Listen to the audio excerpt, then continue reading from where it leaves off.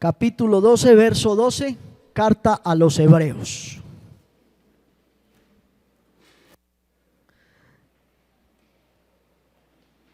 Rogamos también sus oraciones por nuestro hermano Antonio. Él salió de viaje esta mañana, pero en la voluntad del Señor estará de regreso aquí el próximo sábado para estar con nosotros en la escuela dominical. Así es de que no se preocupe. Rogándole al Señor que le vaya muy bien, que el Señor lo use grandemente allí donde está predicando y enseñando, que sea de bendición para aquella congregación, como lo ha sido para nosotros. Amén. Capítulo 12, verso 12 de Hebreos. Yo voy a leer y usted me acompaña en su Biblia. Por lo cual levantad las manos caídas y las rodillas paralizadas, y haced sendas derechas para vuestros pies, para que lo cojo no se salga del camino, sino que sea sanado. Seguid la paz con todos y la santidad, sin la cual nadie verá al Señor. Mirad bien, no sea que alguno deje de alcanzar la gracia de Dios, que brotando alguna raíz de amargura os estorbe, y por ella muchos sean contaminados. No sea que haya algún fornicario o profano como Esaú, que por una sola comida vendió su primogenitura. Porque ya sabéis que aún después, deseando heredar la bendición, fue desechado, y no hubo oportunidad para el arrepentimiento, aunque la procuró con lágrimas. Porque no os habéis acercado al monte que se podía palpar, y que ardía en fuego, a la oscuridad, a las tinieblas y a la tempestad, al sonido de la trompeta y a la voz que hablaba, la cual los que la oyeron rogaron que no se les hablase más, porque no podían soportar lo que se ordenaba. Si aún una bestia tocara el monte, será apedreada o pasada con dardo. Y tan terrible era lo que se veía, que Moisés dijo: estoy espantado y temblando. Sino que os habéis acercado al monte de Sión, a la ciudad del Dios vivo, Jerusalén la celestial, a la compañía de muchos millares de ángeles, a la congregación de los primogénitos que están inscritos en los cielos, a Dios, el juez de todos, a los espíritus de los justos hechos perfectos, a Jesús, el mediador del nuevo pacto, y a la sangre rociada que habla mejor que la de Abel. Mirad que no desechéis al que habla, porque si no escaparon aquellos que desecharon al que los amonestaba en la tierra, mucho menos nosotros, si desechamos al que nos amonesta desde el cielo. La voz del cual conmovió entonces la tierra, pero ahora ha prometido diciendo: aún una vez, y conmoveré no solamente la tierra, sino también el cielo.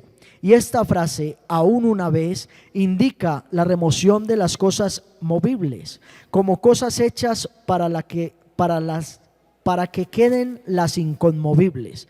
Así que recibiendo nosotros un reino inconmovible, tengamos gratitud y mediante ella sirvamos a Dios, agradándole con temor y reverencia, porque nuestro Dios es fuego consumidor.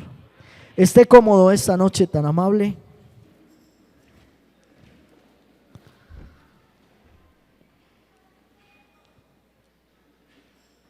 El escritor a los Hebreos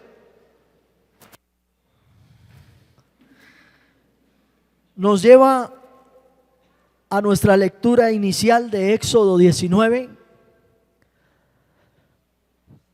donde Dios se presenta al pueblo para entregarle las tablas de la ley, para darle sus ordenanzas y sus mandamientos, y da una ordenanza a Moisés para que suba al monte, y al pueblo para que se mantenga lejos de ese acontecimiento.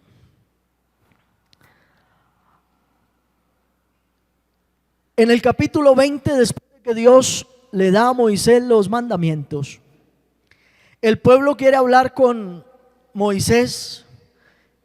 Dice: todo el pueblo observaba el estruendo y los relámpagos, el sonido de la bocina, y observaban el monte que humeaba. Y viéndolo el pueblo temblaron y se pusieron lejos. Y el pueblo dijo a Moisés: habla tú con nosotros y nosotros oiremos, pero no hable Dios con nosotros para que no muramos. Y Moisés respondió: no temáis, porque para probaros vino Dios y para que su temor esté delante de nosotros, para que no pequéis.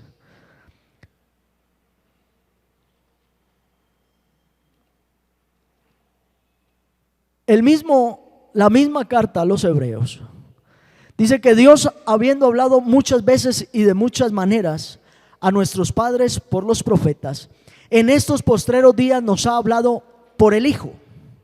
Y comienza a decir quién es el Hijo. Resulta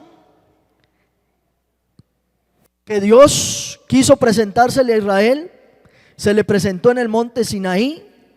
¿Y de qué manera?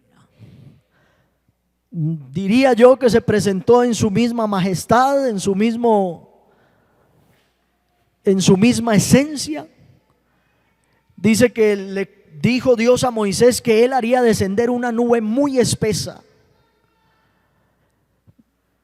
Eso nos da a entender que eso lo que haría era como cubrir la gloria de Dios, que no se podía ver. El hecho es que la nube era muy espesa y era algo oscuro. Y dice que vendría el estruendo, vendría la tempestad, vendría el sonido de la trompeta, de la bocina y de la voz que hablaba. Y eso lo que le produjo al pueblo fue miedo. Incluso al mismo Moisés, dice que Moisés estaba espantado y temblando delante de la presencia de Dios. Ya Dios se había manifestado de muchas maneras. Incluso a Moisés se le manifestó en una zarza que ardía, que llamó su atención, y desde ahí Dios habló con él la primera vez. Dios se le había manifestado a Jacob, a Abraham. Dios había hablado con ellos, pero ahora Dios escoge una forma diferente de manifestarse, y esa forma produjo en el pueblo miedo. El pueblo no se quería acercar al monte porque tenía miedo. Pero el escritor a los hebreos, en el verso 12 dice: enderezad las rodillas endebles y levantad las manos caídas y haced sendas derechas para vuestros pies.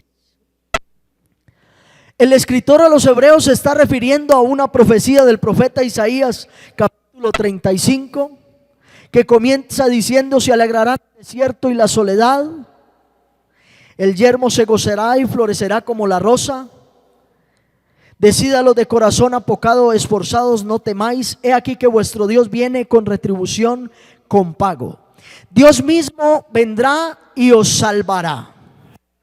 A diferencia de lo que vio el pueblo de Israel en el monte Sinaí, a diferencia de ese Dios que produjo miedo, o más bien de esa manifestación divina que produjo miedo en el pueblo, y que el pueblo le tuvo tanto miedo a Dios que algunos no pecaban por miedo.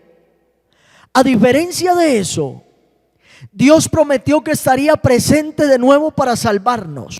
Y ahora no como el antiguo pacto, no desde el monte Sinaí con truenos, y no desde el monte Sinaí produciendo miedo, sino que ahora Dios escoge una manera para presentársele a los seres humanos, una manera para presentársele a su pueblo tan diferente, tan distinta, que cuando el pueblo de Israel lo vio, no le creyó. Que cuando el pueblo de Israel vio esa manifestación, no la entendió. Porque si ellos habían visto que en el monte Sinaí la gloria de Dios había producido tanto miedo y tanto terror en ellos, esperarían ellos que ahora la nueva manifestación del Dios que vendría a salvarlos y a redimirlos hiciera el mismo efecto en los pueblos enemigos, hiciera el mismo efecto en el emperador romano y en todos sus gobernantes, hiciera el mismo efecto en los ejércitos que los tenían oprimidos. Y ellos tal vez esperaban que Dios en su manifestación hiciera una demostración de poder grandísima.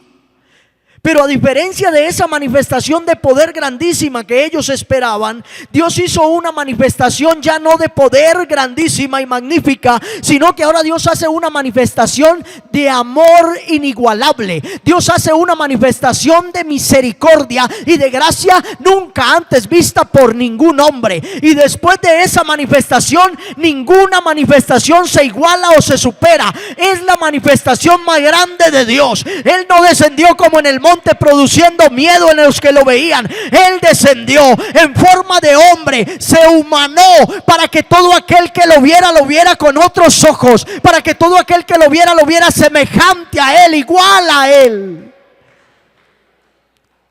Dios produjo en el hombre confianza. ¿Usted qué cree que sintió Pedro cuando Él lo llama? Le dice: venga, deje de remendar redes, deje de sacar peces y deje de remar en barcos. Venga que lo voy a hacer pescador de hombres. Pedro vio en Jesús un ser semejante a Él. 2 manos, 2 ojos, 2 oídos, 2 pies. Habla, camina, come, se cansa, se duerme. Igual a Él, semejante a Él. Y el escritor a los hebreos, para ser más explícito, dice: este Jesucristo, su sangre rociada, habla mejor que la sangre de Abel. O sea, no hay nada mejor que el sacrificio de Jesús.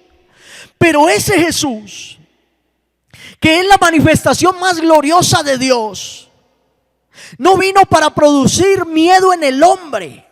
No vino para que nosotros tengamos mucho temor y mucho miedo como algunos. Y usted encuentra a la gente por ahí pagando penitencias, y cuando les pregunta por qué, casi siempre hay un miedo en medio.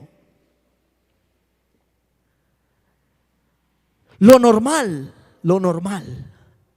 es que las religiones adoren a un Dios. Lo normal es que adoren a un Dios esperando recibir algo a cambio. Lo normal es que las religiones adoren a un Dios porque tienen miedo a que los castigue, porque tienen miedo a que les haga algo. Y eso se lo infundimos hasta a los niños. Los papás educan a sus hijos de una manera un poco, no sé, y le dice: si no se maneja bien, ¿se lo lleva a quién? ¿Quién? Ah, ustedes también les dijeron así. Si van con el niño por la calle y no hace caso, y dice: si sigue así, se lo regalo a ese loco. ¿A alguien le ha pasado por ahí? ¿Pasa, hermano Edwin? Sí, pasa. Educamos con miedo. Uno llega al colegio o a la universidad, el profesor le dice: aquí el que no me camine lo rajo. Miedo. La DIAN: si usted no me paga los impuestos, la multa que le cobro. Miedo. Así funcionamos los seres humanos. Pero con Dios es distinto. Jesús, hablando con Nicodemo, se lo explica: de tal manera amó Dios al mundo, que ha dado a su Hijo unigénito, para que todo aquel que en Él cree no se pierda, mas tenga vida eterna. Todavía hay quienes creen, incluso hay religiones que predican que Jesús vino a condenar al mundo, que Jesús vino a hacer algo, porque si usted no le obedece se condena y se muere. Pero Jesús sigue diciendo, dice: porque el Hijo del Hombre no vino para condenar, sino para salvar. Y hace una explicación sencillísima. Resume el evangelio en un verso y dice: esta es la condenación. Y dice: esta es la condenación. La luz vino al mundo. Los hombres vieron la luz, pero el problema de los hombres es que amaron más las tinieblas que la luz. Le dieron la espalda a la luz. No quisieron venir a la luz para que sus obras no sean reprendidas. Y entonces, ¿cuál es la condenación? No creer. ¿No creerle a quién? A la luz. ¿Y quién es la luz? Jesús. Pero qué diferencia. Cuando un hombre se encuentra con la luz, cuando un hombre se encuentra con Jesús, como Nicodemo, y le cree. Nicodemo no entendía cómo puede un hombre nacer siendo viejo, pero cuando él entendió, las cosas cambian. Es necesario nacer de nuevo. ¿A dónde quiero llegar? Yo no sé si aquí todavía hay alguien que está aquí por miedo. ¿Sabe qué pasa con nuestros adolescentes? Unos vienen al culto porque si no vienen, no hay plata para ir al colegio. ¿Sabía? Pasa. Unos vienen al culto porque si no vienen, no hay zapatos nuevos. Créalo. Y no falta el papá que cuando el muchacho pasa por la vitrina le dice: quiero esos tenis. Él le dice: conságrese y verá. Cualquiera se consagra. Usted no me está preguntando, pero quiero decirle que cuando mi mamá me veía a mí ayunando un domingo desde las 6 de la mañana hasta las 6 de la tarde, me llamaba por la noche y me decía: ¿cuántas materias perdió?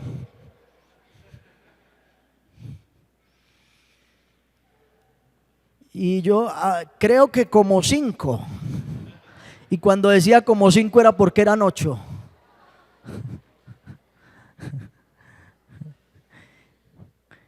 Y decía mi mamá: pues termine el ayuno, que lo que le voy a dar es correa.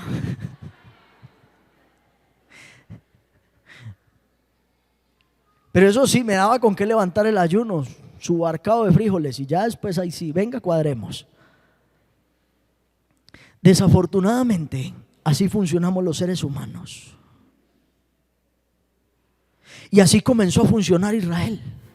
Cuando Israel se acordaba del monte Sinaí,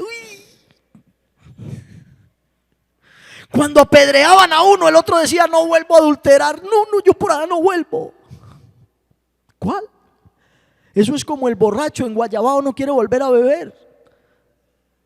Pero dele 3 días de descanso y 200,000 pesos en el bolsillo, a ver qué va a pasar. Allá lo ve tirado como un perro revolcándose otra vez en el vómito, dice la Biblia, no lo digo yo, perdónenme. Pero con Cristo no funciona así. Mire, la manifestación de Dios fue diferente. Ya no se manifestó con ese poderío, con esa majestad, para que todo el que lo viera tuviera cierto miedo y cierto temor y dijera: uy, ese Dios es tremendo. Ese era el trato con Israel. Dios necesitaba que eso fuera así, porque necesitaba que ellos cambiaran su mentalidad, que era de esclavos y de oprimidos, por una mentalidad diferente. Entonces ellos tenían que ver a un Dios en otra magnitud, un Dios que abre el mar en dos con poder y gloria, un Dios que se manifiesta y aún los animales le tienen miedo y temor. ¿Qué necesitaba el pueblo de Israel? Saber que su Dios era grande, fuerte y poderoso, y que si ellos le tenían miedo, ¿cuánto más miedo le tendrían los de Jericó? ¿Cuánto más miedo le tendrían los de Ai? ¿Cuánto más miedo le tendrían los de la tierra de Canaán y todos sus gigantes? Cuando Israel llegó a Jericó, la gente de Jericó se estaba muriendo del miedo. Josué envió a los espías y cuando regresan le dicen: ¿cómo les fue? Y ellos le dan la razón y le dicen: esa gente está muerta del miedo, esa gente no quiere que nosotros lleguemos. Y muestra de eso es los gabaonitas, un pueblo cercano que quiso hacer pacto con Josué antes de ser destruidos, porque le tenían miedo a Dios. Esa era la manifestación de Dios para ese momento. Necesitaba que Israel le tuviera miedo, pero que los pueblos cercanos le tuvieran más miedo y creyeran que el Dios de Israel era el único Dios. Era gente llena de dioses, gente llena de ídolos. Y cuando usted revisa las plagas de Egipto, Dios en cada plaga castigó a un ídolo de Egipto. Adoraban al río y se los convirtió en sangre. Todo lo que ellos adoraban, Dios se los convirtió en una plaga. Las langostas, todo, para que entendieran que solo hay un Dios. Y cuando Israel llegó al Sinaí, tenía que entender que solo hay un Dios. Israel no podía tener la mentalidad de Egipto, creyendo que había un Dios para la cosecha, un Dios para la lluvia, un Dios que daba agua, un Dios que daba comida. No, Israel tenía que entender que el mismo Dios que hacía salir agua de la roca es el mismo Dios que hace descender maná del cielo, y que el mismo Dios que hace descender maná del cielo es el que abre el mar para que el pueblo pase.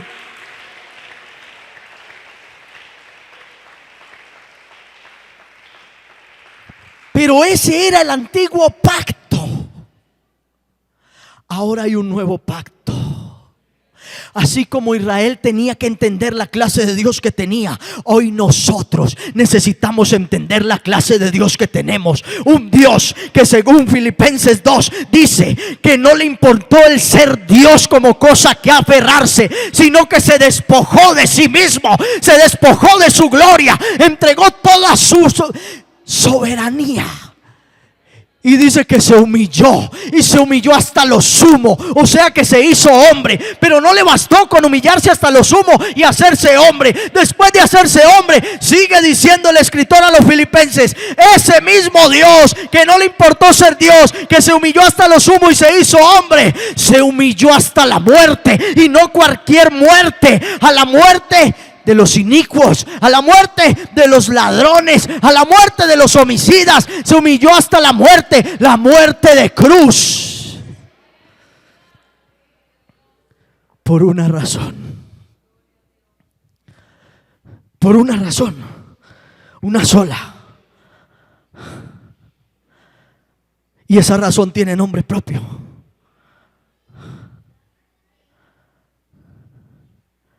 Juan Carlos. ¿Habrá otra razón por ahí?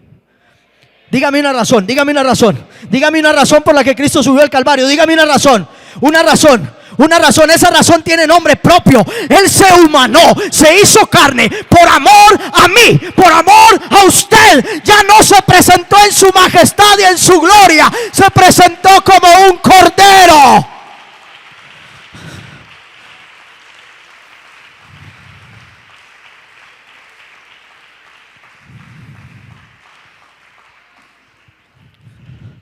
Los discípulos de Juan vienen donde Jesús.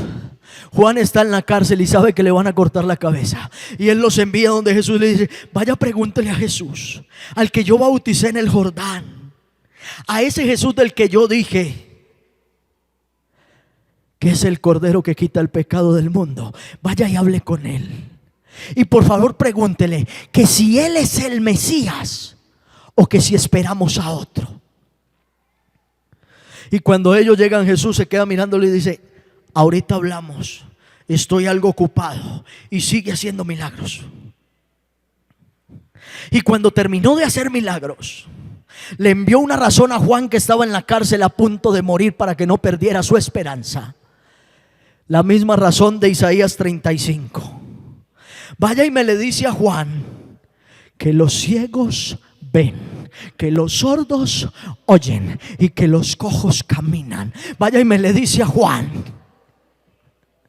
En otras palabras, se lo voy a sacar del contexto. En otras palabras, Jesús le mandó a decir a Juan, vaya, dígale a Juan que yo soy el que soy. Vaya, dígale a Juan que yo soy la manifestación más grande y más sublime que ha pisado el planeta Tierra. Vaya, dígale a Juan que yo soy el Cordero que quita el pecado del mundo.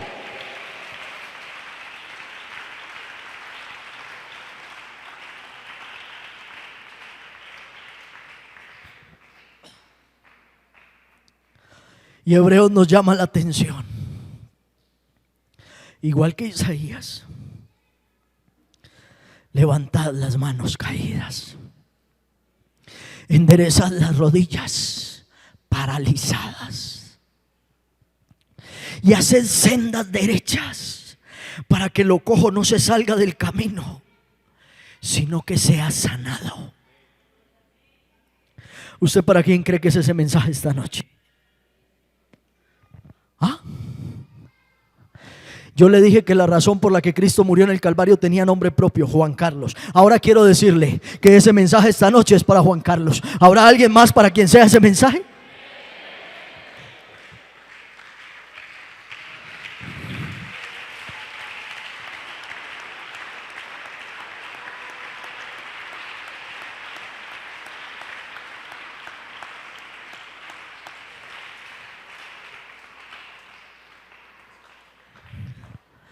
¿Sabe por qué se caen las manos? ¿Usted sabe por qué? Usted se sube en la estación Bello y va hasta la estación La Estrella y le tocó de pie. Iba en la mitad del vagón y los que alcanzan alzan las manos y se pegan del tubo de arriba. Otros nos empinamos, pero bueno. Y la gente no lo deja ni mover. Y usted no se suelta, porque si se suelta, se cae. Yo quiero decirle, ¿cómo siente las manos cuando llega a la estación La Estrella?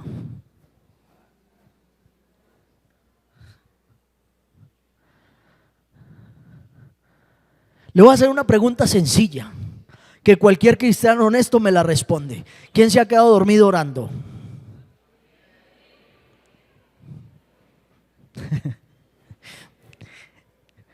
Yo un día le dije a un amigo que esa canción que dice que yo siento que alguien me toca y que cuando miro no veo a nadie, que a mí no me gusta. Yo le dije, porque yo me imagino que me quedé dormido orando y que cuando siento que alguien me toca es mi esposa. Juan, párese, Juan, párese. Yo siento que alguien me toca. Si usted se ha quedado dormido orando, yo quiero decirle cómo se para de ahí. ¿Cómo siente las rodillas? Cuando usted ora 1 hora, 2 horas, 30 minutos, usted se para de ahí, no pasa nada. Eso es algo extraño. Usted está en la presencia del Señor orando y se para de ahí tranquilo y va y se acuesta o va y se sienta o sale a caminar normal. Pero usted se queda dormido y necesita quien lo pare de ahí.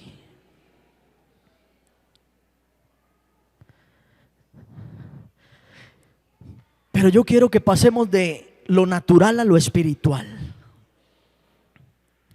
¿Sabe que a veces en la vida cristiana uno siente que las manos ya no pueden más?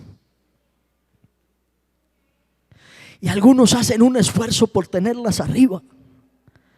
Y a veces uno tiene amigos que se las ayudan a sostener.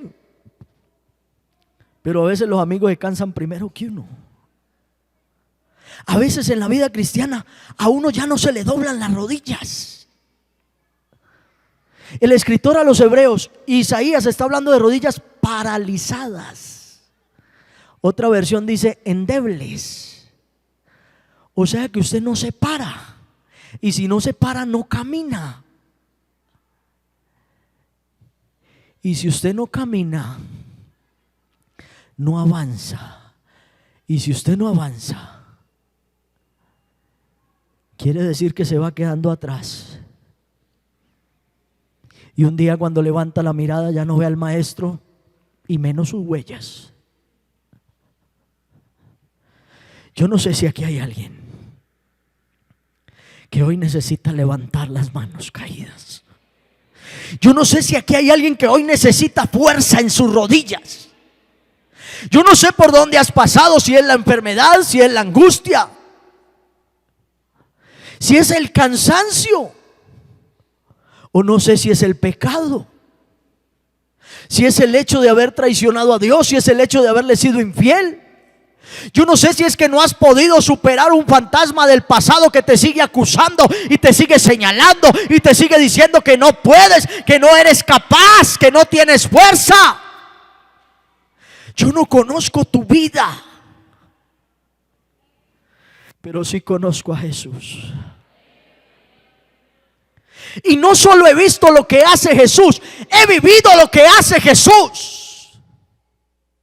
Y cuando yo a usted le digo que Él levanta del polvo al pobre y al menesteroso alza del muladar para sentarlo con los príncipes de su pueblo, no le estoy hablando de algo que vi, no le estoy hablando de algo que me contaron, ni le estoy hablando de algo que leí. Cuando yo le digo que Él levanta del polvo al pobre, es porque me levantó del polvo. Y cuando yo le digo que Él levanta al menesteroso del muladar, es porque de allá me sacó.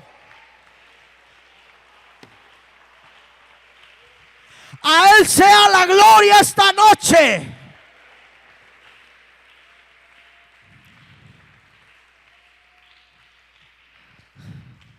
Y yo quisiera terminar con unas palabras del apóstol Pablo, o más bien con unas palabras que el Espíritu Santo inspiró al apóstol Pablo.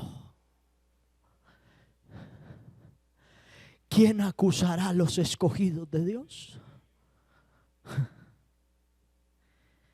Si Cristo es el que murió, el que también nos justificó, ¿quién puede señalarte?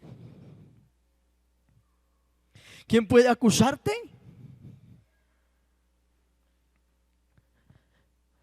Y yo siempre pongo un ejemplo muy normal. ¿Cuántas veces Pedro, imagínenselo en Pentecostés, predicando uno de los mejores sermones de la historia, 3,000 convertidos de cuenta de ese sermón. Después predicó otro sermón, 5,000. Y eso no es nada. Un día se paró frente a Anás, Caifás, los mismos que mataron a Jesús, y comenzó a predicarles. Por cuanto hoy se me interroga que en nombre de quién este hombre está en vuestra presencia sano, quiero decirles que en el nombre de Jesús de Nazaret, a quien ustedes crucificaron y mataron, este hombre está en vuestra presencia sano y brincando. ¿Sabe por qué le digo eso? Porque quiero preguntarle, ¿usted cree que mientras Pedro predicaba esos 3 sermones, que mientras Pedro está al frente de Anás y Caifás, se acordó que negó a Jesús 3 veces, sí o no? ¿Ah?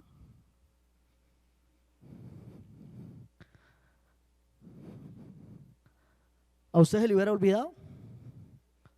Eso no se olvida. Eso está ahí. Pero él le creyó a su maestro. Él le creyó a su maestro.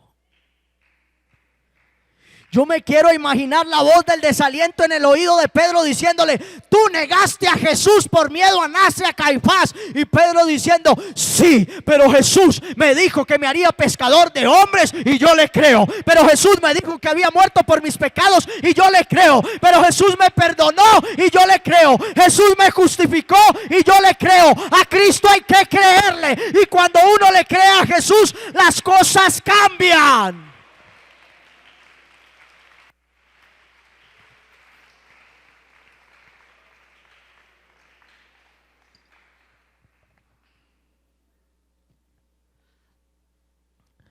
Yo no estoy aquí por miedo, no. Estoy aquí porque le creí a Él. Yo no estoy aquí por miedo. Sabe que muchas veces en mis oraciones yo me he arrodillado y le he dicho a Dios: Señor, yo estoy aquí porque te amo. Y un día entendí y le dije: Señor, yo no estoy aquí porque te amo, yo estoy aquí porque tú me amaste a mí. Si Él no me hubiera amado, yo no lo amaría, pero Él me amó primero. A Él sea la gloria. Él me amó primero. No le importó que tan sucio estuviera. No le importó la clase de hombre que yo era. A Él le importó la clase de hombre que podía llegar a ser en su presencia.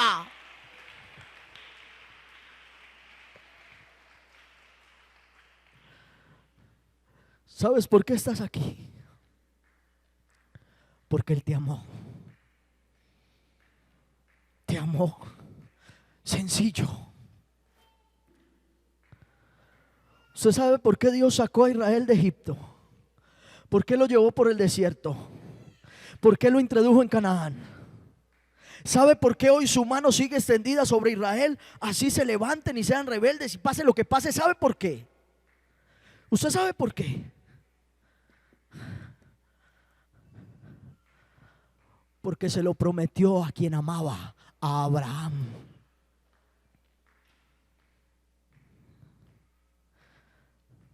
Un día Dios se enojó contra un rey de Israel muy malo. Y cuando se queda mirando le dice: no te destruyo por amor a mi siervo David.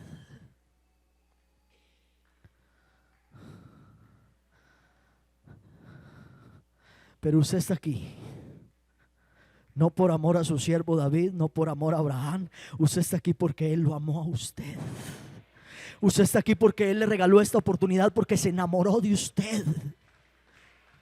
¿Qué le vio? Nada, usted no tenía nada. ¿Qué me vio a mí? Menos que nada, yo no tenía nada. Dios no vio nada en mí, pero Él me amó y por ese amor sufrió el Calvario. Por ese amor derramó su sangre. Por ese amor perdonó mis pecados. Por ese amor me introdujo en un nuevo pacto.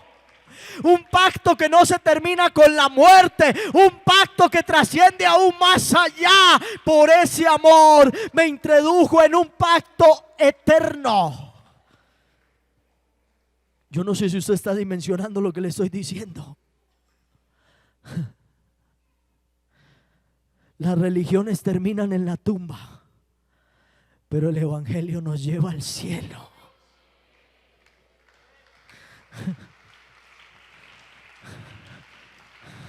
Póngase en pie, por favor.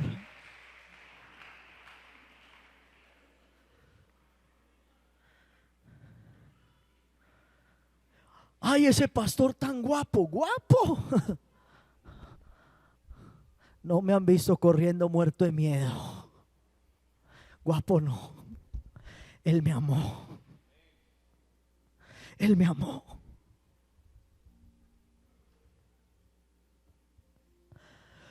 ¿Sabe cuántas veces? Mire lo que le voy a decir, présteme un momentico de atención.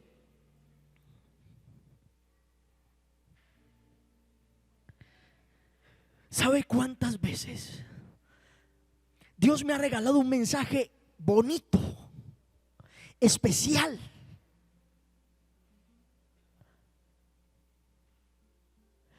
Y cuando yo me bajo de aquí, alguien se me arriba y me dice: uy, pastor, qué mensaje.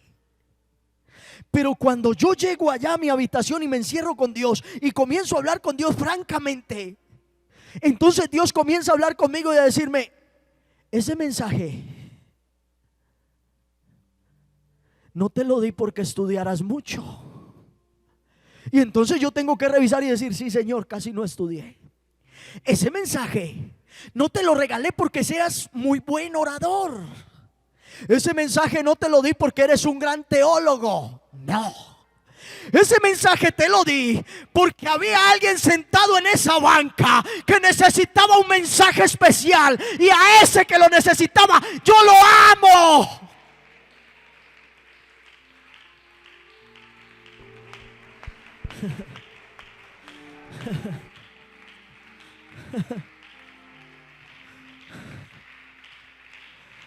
Levanta las manos caídas y endereza las rodillas endebles. Ponte firme, cíñete como un varón valiente. No te dejes atribular, no te dejes achantar, no te dejes hacer mella de la prueba, de la dificultad, de los pecados viejos. No te dejes hacer mella de la voz del desaliento. Tú eres de Dios por amor inmensurable, por amor incomparable. Tú eres de Dios por derecho, porque a Él le plació, y a todos los que creen les dio potestad de ser hechos hijos de Dios. Nadie puede quitarte el derecho, nadie puede quitarte la potestad. Si Él me la dio, Él me la respeta. Si Él me lo dio, Él me lo respeta. No es tiempo de jugar al cristiano, no es tiempo de jugar al Hijo de Dios. Es tiempo de decidirme, es tiempo de creerle, es tiempo de enderezar el camino y hacer una senda derecha. Porque si estoy cojeando no hay problema, Él tiene el poder para sanarme, pero yo tengo que enderezar la senda, yo tengo que hacer un camino derecho. Si mis manos están caídas, Él tiene todo poder para levantarlas de nuevo. Si mis rodillas se paralizaron, Él puede ponerme a caminar como caminaba el cojo.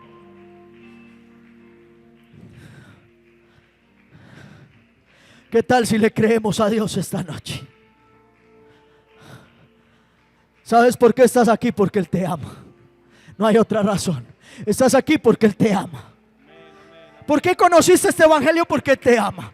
¿Por qué vienes a nuestros servicios? Porque te convencimos de venir. No, porque Él te ama. Él tiene un propósito con tu vida. ¿Por qué los amigos están aquí? Porque Dios quiere hacer algo. Porque Dios quiere perdonarte. Porque Dios quiere redimirte. Porque Dios quiere hacerte nueva criatura. Porque quiere darte su nombre. ¿Qué tal si un agradecido esta noche le dice: gracias? Gracias por amarme. Gracias por meter tu mano en el mundo y buscar entre lo más vil y lo más menospreciado y sacar a Juan Carlos. Gracias. Gracias por ir al muladar a sacarme a mí. Gracias. Gracias por estirar tu mano hasta el polvo y sacarme. Gracias, bendito Jesús, gracias. Gracias. Con mis manos levantadas hacia el cielo, me presento ante ti, hoy mi Señor, para recibir de ti la fuerza y el poder para vivir junto a ti, con mis manos levantadas hacia el cielo. Me presento ante ti, hoy mi Señor, para recibir de ti la fuerza y el poder para vivir junto a ti. Llena hoy mi corazón con tu presencia. Llenas de alegría y paz todo mi ser. En cualquier necesidad tú me responderás, porque me amas, me amas. Llenas hoy mi corazón con tu presencia. Llenas de alegría y paz todo mi ser. En cualquier necesidad tú me responderás, porque me amas, me amas. Y en cualquier necesidad tú me responderás, porque me amas, me amas. Llenas hoy mi corazón con tu presencia. Llenas de alegría y paz todo mi ser. En cualquier necesidad tú me responderás, porque me amas, me amas.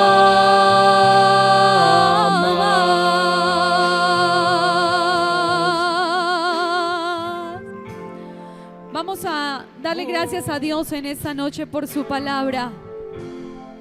Una vez más nos dice que nos ama.